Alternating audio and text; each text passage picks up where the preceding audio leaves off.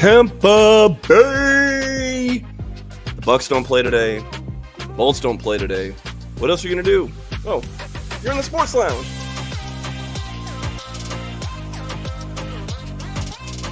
And now, you're tuned into Tampa Bay's RBLR Sports.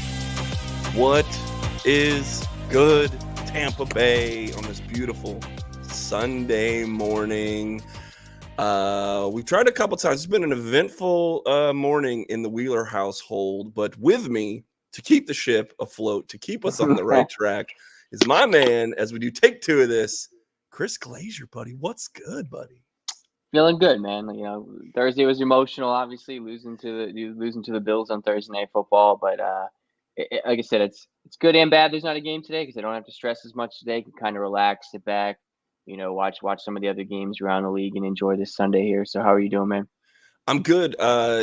This gives me the opportunity to check in with my old hometown teams I grew up with before I moved out here. So I get to actually watch the Denver Nuggets games, and I always watch those. But like the Denver Broncos play today. I don't really watch a lot of Broncos games anymore. So I get to do that with my family today. That's kind of what I'm doing. Is there a game that you're keying in on today, or you more of a red zone guy? I usually turn on Red Zone for fantasy stuff, you know, player prop betting, stuff like that, sweat it out a little bit, lose a lot of bets, get angry, you know, the typical sports better, good days, bad days, it's part of it, right? Yeah. I think the Bengals and Niners is going to be a really, really good game. That's a 4 o'clock game. Those are two really good teams. You know, I don't know how healthy Joe Burrow is right now with that calf injury. And then the Niners are dealing with some injuries with Tebow, and CMC's been in or out, and Purdy's been battling some stuff. So, but I think that's going to be definitely a good game today to watch for anybody who's, you know, just tuning into some football today. I'm definitely intrigued by that one for sure. I dig it, man. Well, we'll start by taking our medicine. The Bucks slide continues. They've now lost 3 in a row and 4 out of the last 5. So I guess the first question on my mind is, what's the biggest reason that the Bucks lost? I mean, we had to play Buffalo on short rest, but it's not like they looked really good against Atlanta days before it. So what's the biggest reason the Bucks have lost to Buffalo this week? I just think it's the offensive line, man. It's just really bad to me. You know, people are talking about, you know, Baker this and Baker that, but Baker really hasn't played that bad. He's been doing pretty well. I don't think any quarterback's going to survive behind this offensive line right now, especially a guy like Trask, who's not as mobile as Baker. Baker was running for his life and they were rushing 4 guys, and I just no one's going to survive behind that, right? Like, we're just battling injuries, and he still played every snap in the game. As far as I know, he was in every snap count. You know, hats off to him. He's playing great, but the rest of the offensive line, man, there's just no run game. And if you can't run the ball, you can't set up play action. And Baker's really good off play action and rollouts. And it's just the offensive line to me is just a disaster right now. I think you know, they're not creating any running lanes. We tried to run the ball again, and it just wasn't happening. I think the offensive line is just a big problem right now. Yeah, the offense is really bad. You know, I've had my internal fights with all the guys over at the Bucks, RBLR Bucks, which is on this channel. Hit the like button, hit subscribe. We talk about the Bucks, the Lightning, the Rays, the Rowdies every single week. So one of the chats that I've had offline with those guys is, you know, Zach Blaine's a big Baker Mayfield guy. And I think he believes that people are kind of giving him too much of the blame. Again, but I think we all agree the offensive line is pretty bad. To your point, I don't know who would be better. But Baker's a guy who is, I think I have him accurately pegged as a slightly above average NFL quarterback. And I mean, and I don't mean that as a negative. I mean, he's better than 17 of the 32 quarterbacks, right? I think he's firmly right there. When you have that kind of quarterback play, everything else has to be better. Everything else, because you're not trying to ask Baker Mayfield to make an extra play or a throw that he shouldn't be able to make or something like that. Or try to pull some skill set that he does not possess out of it. But guys like Cody Mauch, they definitely need to improve. We'll get into, I'll ask you kind of what the fixes would be. I don't want to get into that right now, but yeah, the offensive line is definitely number one. But Baker Mayfield, unfortunately, has that trait inside of him where he has that little bit of gunslinger, a little bit of, I mean, one of the interceptions he threw was right into double coverage. He did not see the safety coming. That was, he's been overthrowing throws. He's been getting hit as he's been thrown. There's been a little, I mean, it's not completely Baker Mayfield's fault. But he hasn't been able to bail out the bad offensive line. And that goes into the run game too, is that they can't run. There's no hole to get to. And then if a running back like Rachaad White gets to a plugged up hole, here's the schedule. The schedule was we're hitting this gap. If that gap doesn't exist, he doesn't bounce it out. He doesn't try to come up with he just keeps running into the pile. So it's like, even if the offensive line is doing bad, none of the other skill positions are able to kind of to get us out, because our best weapons on offense are the wide receivers, and those players are they need everyone else to be working in a tandem for them to be able to do what they do. You don't really want your wide receivers to be your best players. But then specifically for me, because we haven't talked about defense yet, I want to get your opinion on this.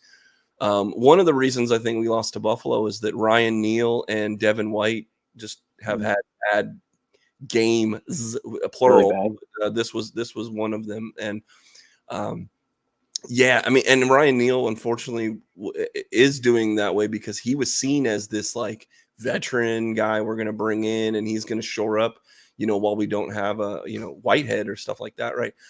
Devin White also, this has been a big ongoing thing. He held out of training camp and wanted to get traded, and he wants a lot of money. And then he finally decided to show up and he thought that was best for business.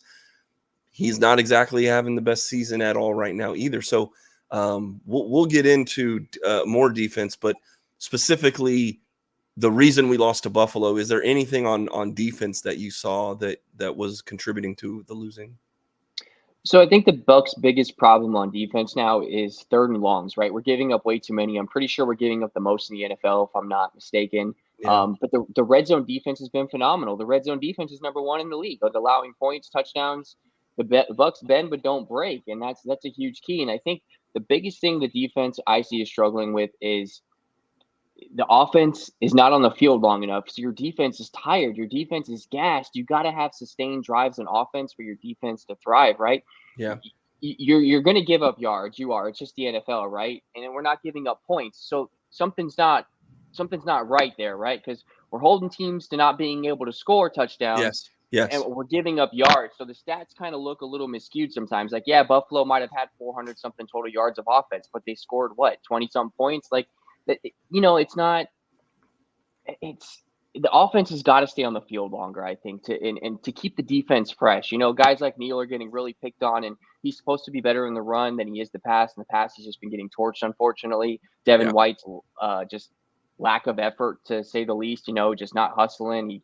He's been really bad at covering the pass as well. I know Ballas did say it wasn't Neal's fault on that play, and he wouldn't say whose it was, but it was only Neal and White in that area, or David. So I'm not sure if Ballas is just using an excuse right now and doesn't want to throw his player under the bus, which is what a coach probably should be doing, right? Especially to the media to some extent. But I just think the defense needs to stay fresh. If this defense stays fresh, I think we're fine, because they've played really well, like I said, at not giving up points, and that's key, right? Because that means we're keeping the offense in the game. But for how long can you do that, right? The season gets longer and longer and longer. We've already had our bye week, so I think the defense is just the key to this defense. Like I said, it's stay fresh. The offense can sustain some drives.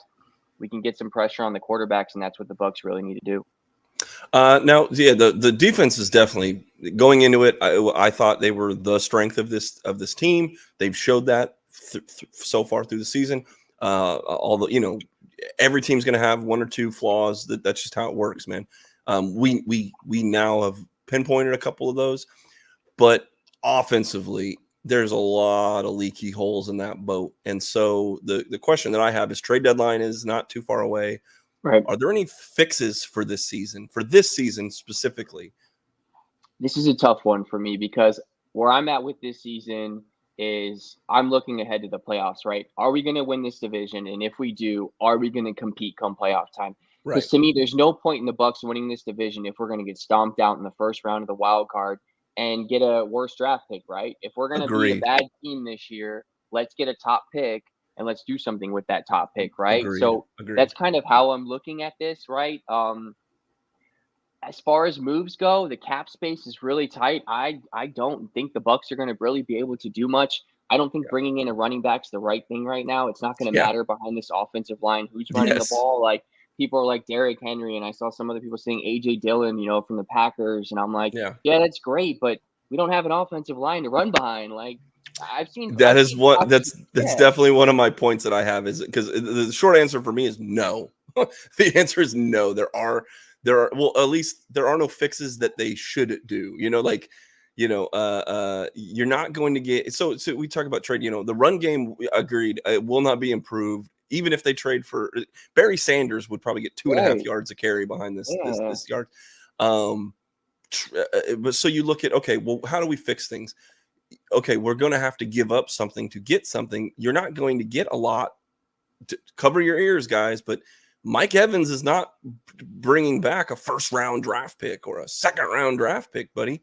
You'd probably have to retain a lot of salary to get a third round draft pick for Mike Evans right now. And look, and because it ain't about what he's done, it's about what he can do and will do. And so, and right, you're looking at free agencies coming up, so teams are getting a rental of an older, legendary but older guy that right now, it's still up in the air. The Bucks are still up in the air about, like, should we overpay for this guy to keep him as a Buck? But it's the same thing for Devin White. Now, Devin White's a little younger, but Devin White's, again, he wants a lot of money. So any team that brings him in is going to have to really want him and want him to be where he's the centerpiece of a thing. And he is not looking good. wow, He's got some dents and dings, and yes, he's in the bargain bin right now. So the Bucks, all of their trade assets that they could trade away, that they would want to trade away, that they could see, because there is a Godwin, there are other defensive players that can step into those roles, not maybe as good, but at some point this is the season that they could take the hit. Okay, so then you did all that. You gave away Evans, you gave away White to have a fourth rounder and a third rounder, maybe. And what are you getting for those things? Not and maybe a player. Maybe you're getting a running back to then run behind a bad line. So 100% agree with you. But it's also internally there are no fixes. Even if, like, I am not proposing they do this. However, if they see that Baker Mayfield is like they need a jolt and they're going to bench Baker Mayfield for Kyle Trask, that's not an upgrade either. I think we've seen what we need to see out of Trask. He won't be here unless he's super cheap and will hold the clipboard for whoever they do bring in as a rookie or whatever they do. They will have cap space next season.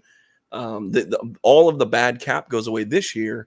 And that's why I say for this season, there are no fixes that are worth doing it. You just have to ride that wave. I'll get into defense next. Is there anything, I've agreed with you a lot on all that stuff, but like Mike Evans, Devin White, do you think mhm. that they would get anything back I'm kind of leading the question there, but am I wrong in saying that they would not really have a big return? I don't think so, man. Devin White's hustle on the field to me, if you're watching that as a GM or anybody, who wants that right now, right? Like it's just not there. And I don't know if it's just a team thing on him right now. Mentally, he doesn't want to be here. Like we talked about the trade thing and the whole holding out, and then he's like, "Oh, I'm back now." And then it's like this effort thing's been going on for what, a year and a half, 2 years roughly now, where we've seen flashes of greatness, and then it's like you don't hear the commentators mention his name until the fourth quarter, right? Like that's a Yeah, problem for a guy like yeah, him. Like he's supposed to be yeah, our big middle linebacker, stuffing the run. He can't really cover the pass very well. And then you're talking on the offensive side of the ball with Mike Evans. I mean, yeah, you're talking about a guy who said almost 1,000. Actually, he has 1,000 yards every year of his career here with the yes, Bucks, which is awesome. yes, That's great. But there's some things that concern me on Thursday where the lack of effort from him as well. Like I saw him walking off the field before Godwin even finished his route. He knew Godwin was short of the first down and just like, I'm out of here. And I also saw him on some deep plays, go to the sideline and take a break. And I'm like, I think he played 80-something% of the snaps. And I'm like, Mike Evans should be on the field every snap almost, right? Like you're talking about a guy that changes the game, one of the top wide receivers in the league that doesn't get enough respect, in my opinion. But Yes. there Yes. are things this year I've seen in him that I'm like, okay, the age is showing, right? He's kind of in that stage of, all right, I Yeah. want to get paid, but with that age. So I Yeah. agree with you totally on the White and Evans trade things. I don't think anything's going to happen. Yeah. Well, we've talked a little bit about the defense. It's been the bright spot. And so Yeah. that's my question. Has the defense done enough to win? And I'm Yes. 100%. It's the reason that we've Yep. even been close to winning or have won games. Every There was game. if you take away, I mean, well, look, it's you said bend but don't break, and I mean literally they coughed up or they made 2 fumbles happen at the goal line that would have made those games completely unwinnable. Yeah. Completely, just those 14 points alone would have made it unwinnable for the Bucs because the Bucs offense they once again cannot score 20 points. They just cannot do it. Mm-mm. And unfortunately, that's not going to win in the football league. But the defense has been keeping teams under 20 points for the most part, or at 20 points for good offenses have not been killing us. And so this season could look a lot worse. Like it could look a lot worse without the defense. So for me, 2 guys I did want to say, because we've been kind of throwing garbage on all the offensive lines, but Antoine Winfield Jr. is absolutely killing it. Give this man an extension right now. Dude, we need to be like Mike Evans. Don't get me wrong. He deserves the flowers and the acclaim. But whatever money you had earmarked for him, you better make sure Antoine Winfield Jr. doesn't need a dollar of it first, because that dude needs to be re-signed right now. Levante David also has been doing, for everything I've been saying about Devin White, Levante David is like the dude that shouldn't be here, the dude that shouldn't be successful. And he's old. Oh, he's old. He's 33 years old. He's leading the team in tackles. He has 2 sacks. He's been batting down passes. There's your old guy that's just killing it still. So I love Levante David. I think he deserves every dollar that he should get to. Is there anyone else that you'd like to pinpoint on the defense that's just been getting it done? Because they've been doing enough to win these games.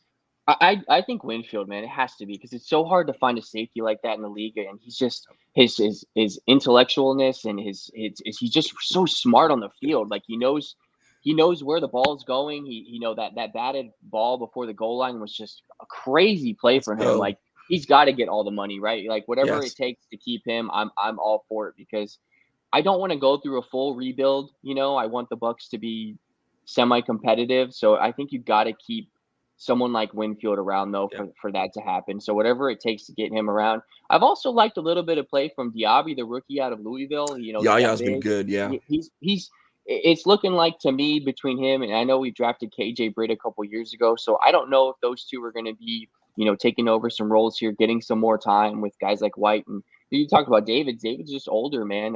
This might be his last year. It might be his last year. We don't know, but he's quiet. He just goes out there and plays football, right? He just knows what it takes, and he does. He doesn't care about anything else, right? He's going to give it 100% every time he's on the field. Absolutely, the defense to me, the defense to me has looked great overall. I think they've kept us in every game at halftime. We've been in every game going into halftime, right? Against the Lions, against the Eagles. We've been in all these games. That's the one good thing about this year, right? The Bucs haven't gotten blown out 40-6 like we would 4 years ago on national TV. We've been in every single game. Just imagine if we could score points, where this team would be right now, right? So it's crazy. Like, we all want to sit here and bash the defense, bash the offense, bash this, bash that, but the Bucs have actually been in every single game this year, and it's part of it, right? You go through the motions watching the games, but I do think the defense overall, minus stats and statistics and yardage and all that, they've played well because we don't give up a lot of points. Yeah. Well, and some of those yardages just happens when it's like, well, if your offense is 3 and out, interception, 3 and out, fumble, 3 and out, like at some point, like if you shoot enough pucks at a goalie, 1 goes in. It's not their fault all the time. Like it just happens. And we will get to that as we talk bolts in a few minutes. But the last thing I wanted to ask you about the Bucs and talk about is, look, we've shown that, look, we're not because of the offense, we are nowhere near the top tier of the NFC. And the question I have is, are we really in the middle? Because the defense is good enough to keep us in the middle of the NFC. Mhm. And maybe if they go on some hot run and score some points, pick sixes, fumble recoveries for touchdowns, we could beat the Lions and the things of the world. Like this defense has shown that going toe to toe with the top of the NFC, that they're up to the challenge. It's just we're just praying that the offense can do something. With that said, there's a lot of winnable games left on the schedule that are with teams that are right there with us in the middle of the pack. So we have a chance to stay in the middle of the pack. You said let's win. If we win the division or make the playoffs, we do all that just to get stomped. But the road is there, and if you're the coaching staff, if you're the players, they're not going to tank. That's for people like us to talk about, like, oh, they should tank and get a good draft pick. Every single player in there is trying to put good film on for the rest of the league and everything like that. Because even if they're not here, they want to go make that money somewhere else. But other than, if we look at the rest of the schedule, other than the 49ers, the Jaguars, and maybe the Falcons are better than us, unfortunately, there's a way that we still make the playoffs because we're playing teams like the Texans, the Titans, the Colts, the Panthers twice still are on the schedule. That's one team that I can honestly say is worse than we are. The Packers are not doing that well. And the Saints, which we've beaten them once, it seems like we're a little bit better. Now, we're not going to win all of those games, but they can win a lot of those games. So I say all that to ask you, they can win all these games and go 10-7 or 9-8. I think that's good enough. That might be good enough to make a wild card. The question is, should they win those games? Should we be going in like because look, if we do all like where we're at right now is a losing record, and we feel really good about one side of the ball and really bad about one side of the ball. If we somehow make the playoffs and we still feel the way we feel right now about this team, I don't think that's a good look for next year. So I've led you all the way to say that should they, because they can, win a lot of these winnable games? Unfortunately, I don't think so. I don't think anything changes really. This offense has been really bad, and I wanted to blame Leftwich, but Leftwich is gone, and the offense looks even worse this year to me, in my opinion. Right? Like, oof. It's really hard for me to sit here and say the Bucs are going to magically turn things around because I feel like we had the bye week, right? Nothing changed. We looked exactly the same. Now we have extra time off, and we got to go play at Houston. Not only that, 6 of these games are on the road for the Bucs. So yeah, that's the other thing. They are on the road. Yes. At home. That's it, yes. Right? So yes, losing to Atlanta at home sucked because now we got to go play in Atlanta. We still got to play the Panthers twice. I want to be confident, I do, but until this offense can show me something, I can't. Houston's not a bad team, right? We got to go play at Houston now. Yeah. They're a 500 really team. They're a 500 team. Yeah, like Stroud's been playing really well. Jacksonville's going to be tough. They're a good team. I don't think we beat Jacksonville, even though I agree. I don't think we beat San Francisco. That's 2 losses right there. Yep. It's going to be tough to go beat the Panthers twice. It's going to be tough to beat Atlanta or try to beat Atlanta. It's going to be tough to beat the Saints again. Division matchups are tough no matter what, right? Every team's competing. Every team's still in it. The Panthers still have a shot at winning the division. I mean, it's a toss-up with this division. Unfortunately, they do. That's so sad, dude. That's true. It is, and I don't want to be negative with the Bucs because trust me, I'm a diehard fan. I love my team, but the offense to me it's so bad. And unless something really, really drastic changes, which I don't see that happening because the play calling's been it's just not. You gotta go 5 wide. Hurry up, do something. We haven't talked. We've been saying that you specifically have been saying that for a month now. Really, I mean that's one thing that sticks out when I think about your critique over the last month of this team. It's like they just don't. Well, look, they're one dimensional because they can't run. Right. And then they don't do much with the one dimension they have to be multi-dimensional. I mean, or whatever. There's no shades of gray in the pass game. So it's very easy to stop this team because you can either overpower the offensive line or you can just wait and they'll throw it into coverage. Okay. So Cool. And they won't change anything. They won't do anything different. It takes you maybe 1 or 2 quarters to figure out what they're doing. And then, okay, there you go. And then when mysteriously they change something in the fourth quarter, or they go no huddle, or they up the tempo or do something, that throws enough of a wrinkle to sometimes keep us in these games, or sometimes keep us within one score. But I agree with you on the 49ers, Jaguars, Texans even are a toss-up, but like Titans are a losing team, Colts are a losing team, Panthers are a losing team, Packers are a losing team. There's Saints are a losing team that we've already beaten once before, but their quarterback was hurt. I just kind of see that there is a scenario where we pull out a few of these games against bad offenses because of our defense, and we just end up being 9-8, 7-10, and it's like Jeff Fisher is sitting there clapping because he's like, "Woo, hell yeah, mediocre football. That's what I'm all about." Yeah. But we then, like you said earlier in the show, have no high draft pick. We have $60 million in cap space, but that you have Wirfs you need to resign. You've got Antoine Winfield Jr. you need to resign. You got Mike Evans you might resign. You got Devin White you might resign, possibly, right? That money is going to shore up. Baker Mayfield is only on a 1-year contract. If they, for some reason, think that Baker Mayfield is the dude, that they're not going to, because they can't draft a quarterback. You're in the middle of the pack in the draft. You can't go get Caleb Edwards, or you can't go get Shader Sanders. You're not going to go get any of these dudes. So you're going to be stuck with a mid guy. You're not going to hand the ball to Trask, because if they would have already done it. They wouldn't have brought in Baker Mayfield if they knew that Trask's last gasp, in my opinion, was to beat Baker Mayfield. And when he couldn't beat Baker Mayfield, who is a solidly above average quarterback, you've seen that. There it is. That's the ceiling. Oh, there you go. You're not even at that level, and we're not happy with that level. So they might run it back with Baker Mayfield, as a solidly average quarterback, with maybe 1 or 2 tweaks. They spend some money on the offensive line. Or a running back or something like that.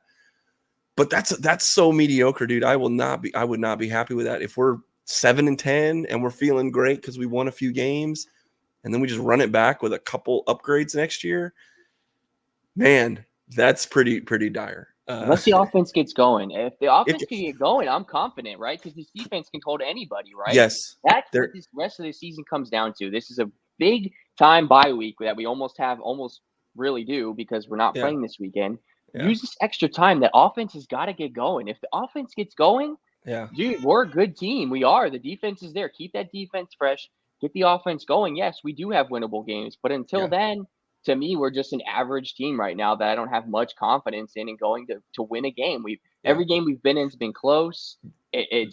There's some young guys. Cody Mouch is a rookie. Like there's. I don't want to act like I hate the Bucs, but it's just the truth. The truth is they suck right now on offense, and so bad team on offense. Right? If the play calling mysteriously got better, if whatever they're holding back, they should probably pull that out of the cookie jar. Okay, so if the play calling got better, if the Cody Mouch specifically steps up as a rookie, learns a trick or two, the rest of the year, it's not impossible. It's not impossible. I would feel way much better if it was like, you know what? They turned it around. They learned some things. It took them a while, but the young guys are good. The injuries are healed.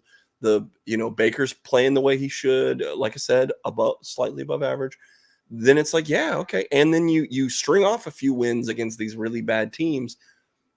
The question would still remain, can you do it against the next tier up? But I would feel a lot better if it was like, okay, we are maybe 1 or 2 pieces away. Because the other side is, we haven't talked about this, but I mean, if they go worse than 6 wins, I think they end up gutting everything. I think they fire Bowles and get rid of Canales, and that now we're back to square one with, do we have a coordinator that can we do play calling, all that kind of stuff. Anyway, there's hope, but there's also it's like it's equally possible to be good, and it's equally dire. They haven't been bad this year. That's the thing, right? Even though they've lost some tough games and lost 3 in a row now, they haven't played terrible Bucs football. They've played pretty good. They've made the mistakes, every team does, Yeah. but the offense just has to get going. It's That's the what's key offense. to Yes, yes, this. yes. Yeah. Well, let's flip the script. We'll flip the script to something that's very positive. We've taken it a half an hour to get there, but Chris, you told us to chill about the Lightning. You know, we're freaking out. Where I was on the ledge. You said, "Calm down, enjoy the ride." We're doing better than expected. Since then, this week they've won 2 games, they 2 shutouts, and they scored 9 freaking goals, buddy. So, how are you feeling about your Bolts right now, my guy? Looking really good. It was against one of the games was against San Jose, who's a poverty team right now with 0 wins in the Oof, league. But oof. but you take what you get, right? You play who you play. They look good, man. I mean, we're hanging in there. We're only what? I think everyone's around 8 points right now. Yeah. I think Boston's at 15 because they've played an easy cakewalk schedule so far, and it's still early to get into the points, but Yes. we're literally right there, hanging around the middle of the pack, right Yes. where we should be. Yes. And without Vasi where we are right now, to Buddy. me, it's awesome. It's Yes. awesome. We're hanging in there in games. I think the lines are starting to gel better. I think things are starting to come together now. It's like I said, it takes time to get some of these lines going. Cooper's going to play with the lines a little bit, see what he likes. Obviously we've had a couple injuries to Mott.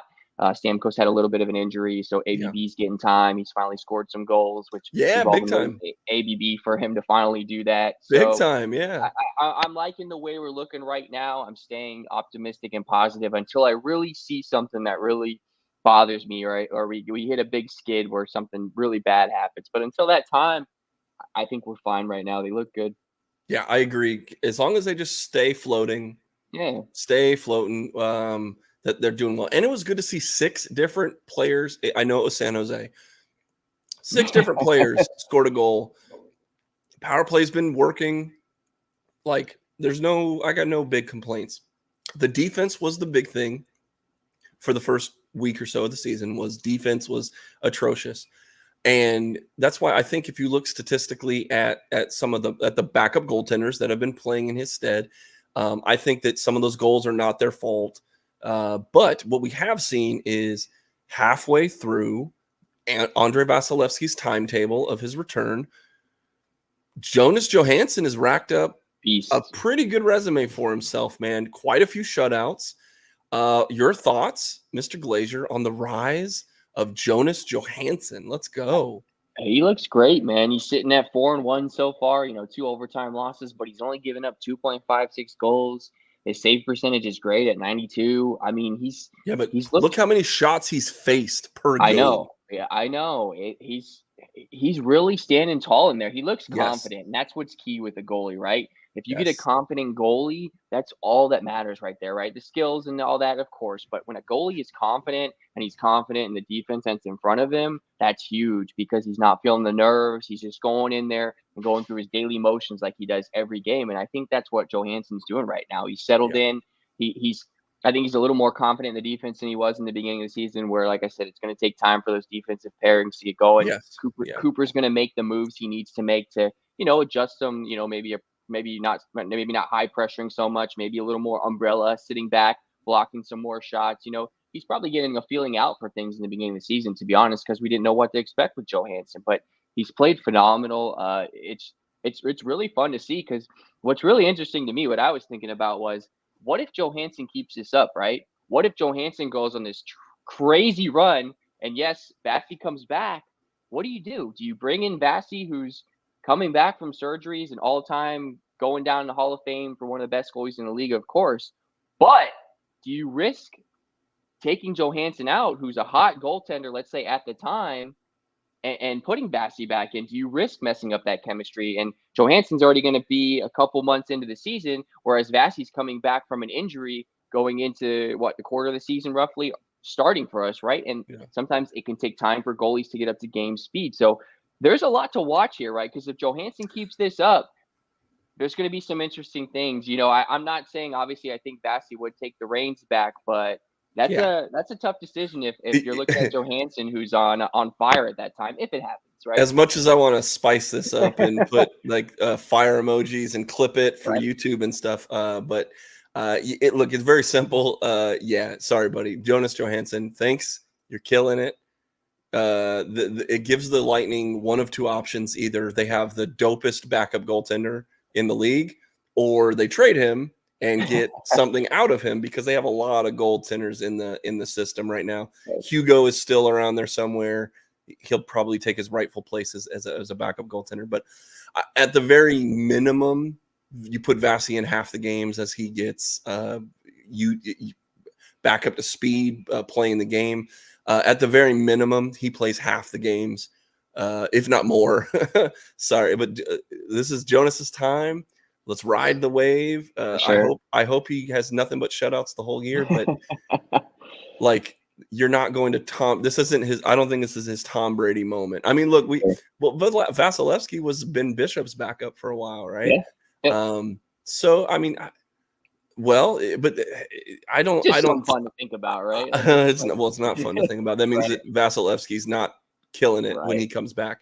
The perfect scenario, the ideal scenario, would be Vasi comes back. He's been pushing. Cooper even said, like, Vasi's pushing through his rehab. He wants to do more than he's supposed to. That's who he is. We've said that for years now on these programs, like on RBLR Lightning, which is right here on this channel. You should like and subscribe. Every week we come out with Lightning content for you. The guys on the Lightning show, we've said this for years. Vasilevsky's a dude that'll play 70 games a year if he can. Yeah. He's probably going to have to temper that back. And so having a guy like Johansson as the backup to play 20, 25, 30 games this season, I think is the best case scenario. And, if they offload him after this wonderful run that he's had, thank you for your service, and we'll enjoy having some kind of draft capital again, and it'll clear way for one of the guys. Because they have they even have in AHL, they have a goaltender on loan from the Canucks or something, I can't remember, or it's either Senators or something like that. So it's they have 4 different goalkeepers right now in the minors at Syracuse. So there's going to have to be some shaking up, because one of those guys is going down, right? It ain't going to be Johansson, but one of those guys will probably go down when Vasi comes back. So as spicy as it is, my guy, no, they're not going to start Johansson over Vasilevsky just because he's doing great, though. But another fun thing that I wanted to bring up was the Tampa Bay Times had a really cute little article about Mikey Eyssimont being a pest for the Bolts, and they were going into when Eyssimont played against Palat, I believe it's either Palat or Point. He's just messing with him, and Eysimont's like, well, yeah, buddy, if you get a chance against their top line to screw with them, you got to take it. Yeah. And he's like, that's kind of how he got on the radar of the Lightning, is he's just pissing off Palat or Point or whoever it was, and goads them into a fight. And he's like, I get to relax for 5 minutes in the box while their top scorer, one of their top guys, is sitting in that box next to me, not playing on their team right now. So it's we'll take that trade, buddy. He's one of those. Eysimont's not lighting up the score sheet. He's not doing whatever, but he'll get under your skin. He'll do the little things that piss off your top line and all that kind of stuff. I thought it was fun. It's you're an a-hole, but if you're our a-hole, so you're good. It's all good. Yeah, he's played well, man. He's a good role player, and where he's at, like you said, bugging the top lines. He's got some speed to him too. I think he can score too if he gets a little more involved in that. I think come later on in the season, he's got some good skating ability, man. I've liked what I've seen from him so far. I think that was a good trade, and I think he's filling in really well. The Bolts seem to do really well with trades and putting them on the right lines and putting the lines together. That's one thing Cooper's been really, really good with, and that's why he's one of the best coaches in the NHL, if not the best coach in the NHL, in my opinion, in keeping his team together. So guys like Eyssimont, it's awesome to see something like that. And so we're getting breaking the rumor mill's going. Vasilevsky is on the ice, kind of working through his rehab. So I don't think he's playing. He won't be playing anytime soon. But man, he ain't just he had to be prone for. You have back surgery like that, dude. You have to. You can't do jack shit for. Well, I probably shouldn't say that. We're syndicated a couple places, but he hasn't been able to do anything. Now he's skating after back surgery. Like I said, we're halfway through. So ride the Johansson wave. Was there anyone else before we move on away from the Bolts? Was there anyone else that you wanted to shout out for a good performance this week? I just think Kucherov just looks awesome this year. He just looks. I guess it's rested. Maybe they finally, like I said, they finally got that time off they really needed. Mentally, physically, all Okay. those games they played. I think Cooch just looks so refreshed this year. He's so good, man. He's the best winger in the league, in my opinion. There you go. Passing, shooting, like when he shoots, he scores, man. He really does. I wish he would shoot more than he passes, but he likes to pass the puck. But when he shoots, man, he is deadly. His wristers are deadly. Yeah. It's great to watch. It's awesome to see Cooch. It's phenomenal season so far, and I expect as long as he stays healthy, knock on wood, this year we are golden with Cooch. I think Cooch is going to be top winger in the league for the rest of the year for sure. Hell yeah. Well, let's not stop our hockey talk. Let's have some fun here with a little bit of sports cards. Let's put this over here. So we've talked a lot of football, so we'll do a little bit of Upper Deck 2021-2022. This isn't new, but I'm still rummaging through all the things as I try to open these. We'll see what we got here. I'm trying to remember who the top rookies were a year or two ago. But here's Jordan Bennington. Hey, Sorelli. It's our first. So these are kind of cool cards. We've opened these before. You got the one action shot here with a different little picture back there. Then on the back of them, it's this picture, but in color on the back. So we got a Sorelli card. We'll keep that. Panarin, Josh Bailey, JT Comfort, call 877 goals now. Chris Tierney, Nicholas Deslauriers. There you go. Killing the name here. Kevin LeBlanc, Dominic Kubalik, Zach Werenski, Sean Walker, Rasmus Ristolainen, Upper Deck Canvas. They have like a it feels like canvas kind of texture to him. Okay. A Phil Kessel. We like that. That might be worth $1 or $2. Kevin Hayes, TJ Brody, Justin Hall, Jeff Carter, Jeff Perry, a lot of Jeffs, Mikko Kosikinen, Noah Hannafin, Josh Archibald, Niels Hoglander, Sebastian Aho, good guy, Daniel Nurse, Anton Khudobin, and Cale Makar, the other really good defender in there. So we got one Sorelli. I haven't messed with these Parkhurst. I think this is it's Upper Deck that makes these. It's sort of like how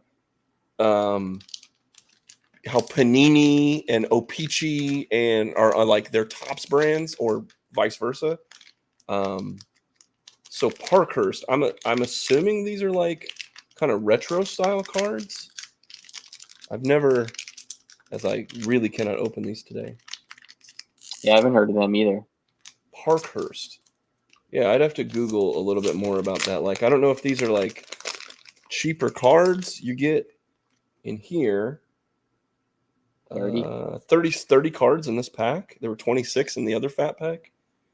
But yeah, I mean, like the artwork is not very top shelf, right, in my opinion. No offense to these guys, but they kind of look like just like a lower budget product. Michael Backlund. If there's any of these guys that you like, let me know. Dennis Garnov, Jordan Bennington, Capo. Well, let's look at the back here. Yeah, I mean, these are very basic looking cards, man. Basic, like, yeah. Like, as a collector, dude, I don't know. Like, outside of Young Guns or if they have, I don't even know if there are parallels in here. There's some. Yeah, they have some inserts. We'll see in the back, but just this alone, this does not excite me as an artwork kind of guy. Taylor Hall, Issa Lindell, Martin Neckes, Brandon Hagel. There's a Hagel for the trade. We'll keep that. Yeah, Robert Thomas, Ryan Pollock, PK Subban, retired now. Craig Smith, Here's Prominent Prospects Jamie Drysdale. Okay. Isn't numbered, but you know, that might be cool. You might like that one. Here's Carey Price in a. I'm assuming this is just like a silver parallel. What's up, buddy? My kids like to hear. You want something? Take this Lucas Raymond. You want this Lucas Raymond card? Try that one out. Johnny Gaudreau. Here's a rookie of David Ferris. I mean, even these like rookie. I don't know if these are. They don't look like old cards. Like they don't look like vintage, even '90s cards. They're just. I'm very disappointed with these, man. Kirill Kaprizov. Yeah, these suck, dude. Connor Hellebuck, Dylan Strome, Logan Couture. This is probably his last. Gotta be his last cards. JT Miller. There's a name. X Lightning. Thank you, buddy. Here, this one's shiny. Here, you want this one? Ooh, Nick Paul. There's a. Okay. We got a ton of Lightning guys who. Ton of Lightning guys before they were Lightning guys. Nick Paul does it all. Adam, Ernie, Patrick Lane, X-Lightning. Kevin Shattenkirk, X-Lightning, Nick Suzuki, Alex Ifalo, Brian Rust, Seth Jones. So we got a Sorelli card out of that. Ooh, how about this one? Check this one out. Yeah. Well, that's it for worthless sports card breaks. You know, you don't always get what you want. And as we take this out of here, again, I guess we learned don't buy Parkhurst again. I think I'm going to stay away from those cards, but the Upper Deck ones are cool. Yeah. Well, last part of the show, last part of the lounge. Let's talk some pro wrestling, buddy. Sure. Chris Glazier, who was your in a wild week of professional wrestling, buddy? Who was your pro wrestler of the week? None other than the man himself, Maxwell Jacob Freeman. Anybody who watched Collision last night, what a match with Omega, man. That was about a 30-minute, just big bumps, just two guys just putting on a great show. Classic match to me. I think MJF is watching this right now. You're watching a future really, really, really, I mean, star, big time star power here. It's been hard to find that in wrestling after the Austins, the Rocks, all those guys left. But MJF's great on the mic. He's great in the ring. I don't care what anybody says. If you haven't watched him wrestle, watch his matches. He started off slow, but he's come a long, long way. His matches are really good. Yeah. It's just great all around, man. The crowd's really digging him. It's fun to watch wrestling right now with someone like him in it, right? It makes you want to tune in and see, all right, what's MJF doing this week? What's going to go down with MJF this week? And then now he's passed Omega as the longest reigning AEW heavyweight champion. So that says a lot about what they think about Maxwell Jacob Freeman, right? So yeah, man, just great match last night. Looking forward to the match with him and Switchblade at Full Gear coming up. So it's going to be some good stuff. We are spoiled. Spoiled, rotten. Yeah. What can I say about MJF? He has every tool in the tool bag, and he's one of these guys that has been. He pulled out the kangaroo kick in that match. Okay, which is just a drop kick, right? But it isn't just a drop kick because he is enthralled the fans with a story, right? He's added a drop kick to his resume. He did a body slam and got a cheering the whole entire against a bunch of jobber dudes that no one cares about. Like, he's that good. You know, when they say like Ric Flair could wrestle a broomstick and it would be a good match. MJF is at that level right now. He is on full cylinders. He is getting it done. I want to hear what he says. I want to see what he does, and I want to know what happens next. And this was a cold match they pulled out of nowhere a week ago, 3 days ago, and was like, oh, by the way, Kenny Omega wants to defend the streak for whatever that means. Like, who cares about the streak? They made him moving up a list on who cares? No one's ever going to be like, ooh, who's the longest reigning champ? But they made that a story that people gave a crap about. And then they went out and had, for the first time they've ever touched, they went out and had an all-time match for free on cable And it's like, what's funny is like, I want to see more. Because I know that MJF has this level to him. He isn't just like, I'm a safe wrestler, I only do these moves, I'm this flavor. He's able to be the Kenny Omega flavor, the Kazuchika Okada flavor. Like that would be him and Okada would be a crazy match. And we've seen it now time and time again. He's done it. My pro wrestler of the week it's very similar because I think they're doing right by this guy, and that is Claudio Castagnoli is my pro wrestler of the week. Speaking of Okada, they put a tag team match as the centerpiece of Dynamite this week. Bryan Daniels, the Dragon versus Okada, as a way to, and everyone wanted to see that again of those guys touching Okada's debut on Dynamite and all that stuff. But it was Claudio Castagnoli and Orange Cassidy that were the real focal center point of that. They were, and Claudio Castagnoli is now they're working that pop-up uppercut as a RKO level, not flash knockout move that he can pull on anyone, anywhere, anytime. And now with the Dragon getting injured, and we were kind of joking off air, is it a work, is it not? But if the orbital bone or some kind of other injury that they're masking as an orbital bone injury that will now require surgery, apparently, from Danielson, says that he'll be out the rest of the year, but that's like a month or a month and a half, whatever. Right. With that said, Claudio Castagnoli is the guy who they have been pushing up the card as a Ring of Honor champion for a while, and now that he doesn't have the Ring of Honor belt, he's now a centerpiece in AEW as a guy that they can put in with any wrestler. We've already known he's one of the best wrestlers in the world. Now he's being shown against these guys in the limelight, in the spotlight, that he can hang with the Okadas and think, Moxley at some point, they'll have to go a few rounds. Not the main event, not the MJF, not the main event, but the other, like, ooh, that's going to be a really good match on the card is Castagnoli and X, whoever you want. Orange Cassidy, I'd love to see a singles match with him. And the sequence that they had, reversal, move, reversal, counter move, was phenomenal. And while you had two gigantic elephants in the ring, these were the guys that at the end of the day were the real spotlight. So Claudio Castagnoli, with a little help from Orange Cassidy, you have shined brightly, and I have noticed. So you are my pro wrestler of the week. Any thoughts on Claudio before we wrap up, buddy? I like Claudio. He's grown on me, I would say. I wasn't a big fan, but since I've watched his matches, honestly, the stuff he's been in, it's been pretty good. And I'm definitely digging the uppercut thing. I think that's a unique move that you don't see often, and he's really good at selling it and making it look like, man, he just literally took his head off, and you wonder, like, man, the guy's really getting up from that. But he's really good at selling that stuff.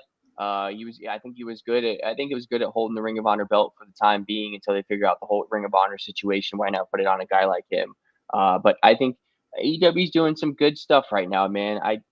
I know the ratings aren't all there and people are taking pictures of empty arenas and all this and that, but I don't care about any of that. I don't need stories. Like, I don't need a story to watch Kenny Omega and MJF. Just sit back and enjoy the match. Who cares, right? You don't need a 4-week buildup to watch Kenny Omega and MJF have a banger match. Why does it matter when the match it was a classic last night? And for not only that, but for someone like Omega to take the pin, clean against MJF, that says a lot, man. You're talking about Kenny Omega, who's rarely gets pinned, especially on a show like Collision, right? So I think that just says a lot about where AEW is right now. Tony Khan's doing his thing.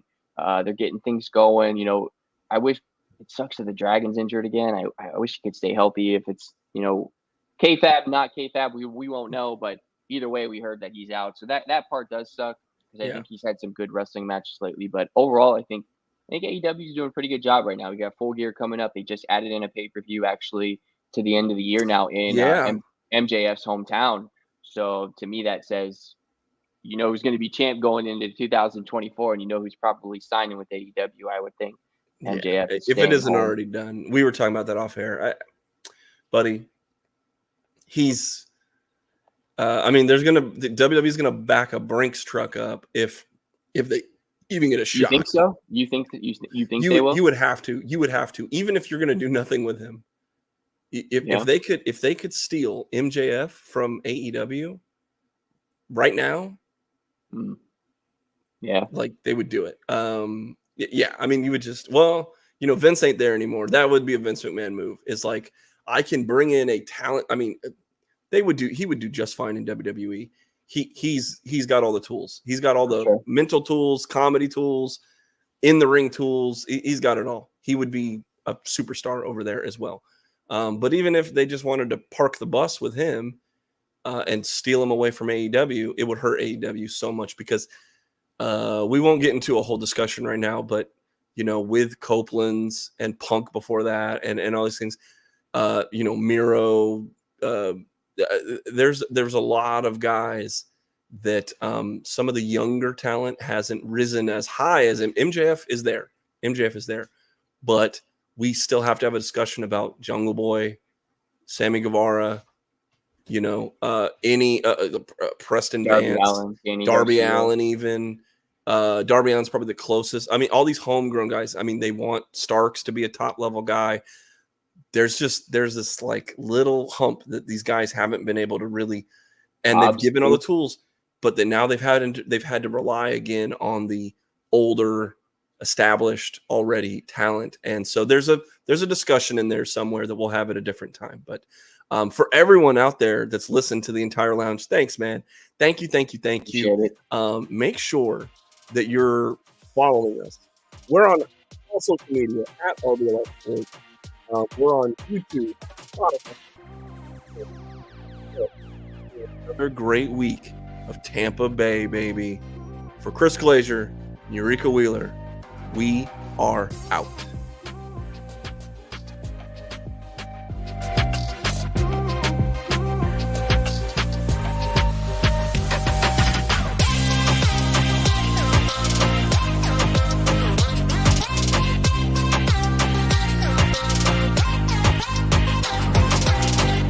Thank you for tuning into this presentation by RBLR Sports. On your way out of the stadium, please remember to like and subscribe.